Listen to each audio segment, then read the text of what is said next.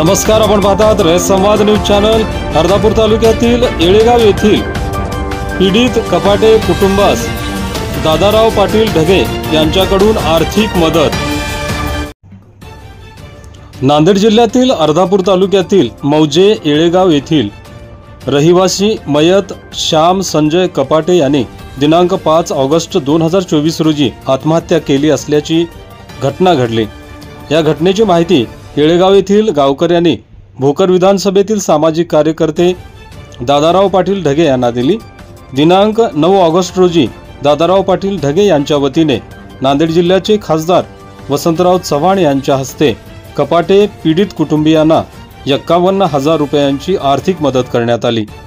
यावेळी काँग्रेस पक्षाचे नांदेड जिल्हाध्यक्ष BR कदम, जिल्हा बँकेचे संचालक बाळासाहेब पाटील रावणगावकर, पप्पू पाटील कोंडेकर, काँग्रेस जिल्हा प्रवक्ता सुभाष लोणे, शिवसेना तालुका प्रमुख संतोष पाटील कपाटे, अशोक पाटील कपाटे, शेरू पठाण, माजी सरपंच बाबूराव कपाटे, सदाशिव कपाटे, कैलास कपाटे, मदन कपाटे आदींसह ग्रामस्थ उपस्थित होते। रयत समाजासाठी हमीद खान पठाण, भोकर, नांदेड।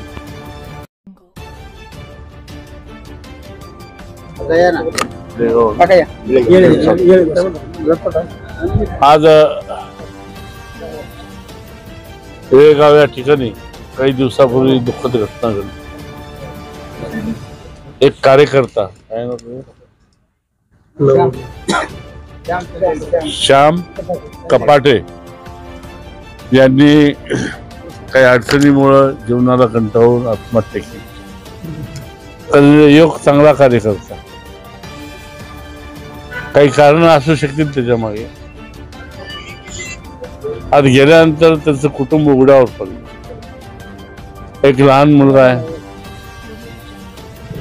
आणि येणाऱ्या काळामध्ये त्या ठिकाणी त्यांना आर्थिक मदत असावी या उद्देशानं या ठिकाणी आम्ही भेट दिलो। मी असेल, पप्पू पाटील कोंडेकर असतील, BR काका असतील, रावणगावकर साहेब असतील आणि इतर कार्यकर्ते सगळे मंडळी, आम्ही गावचे सरपंच आहे, त्या ठिकाणी आलो, त्यांचं सांत्वन केलं। भविष्यामध्ये काहीतरी आर्थिक मदत मिळावी या दृष्टीने माननीय ढगे पाटील यांनी या ठिकाणी त्यांना 51,000 रुपयाची मदत दिली आणि आम्ही आश्वासन दिलं येणाऱ्या काळामध्ये काही सहकारी तत्वावर या ठिकाणी भरत्या होणार, बँक असेल, इतर ठिकाणी असेल, मी असेल, रावणगावकर साहेब असतील, पप्पू पाटील कोंडेकर असतील, की त्या मुलीला त्या ठिकाणी नोकरी देण्याच्या दृष्टीने आम्ही आश्वासन देऊ।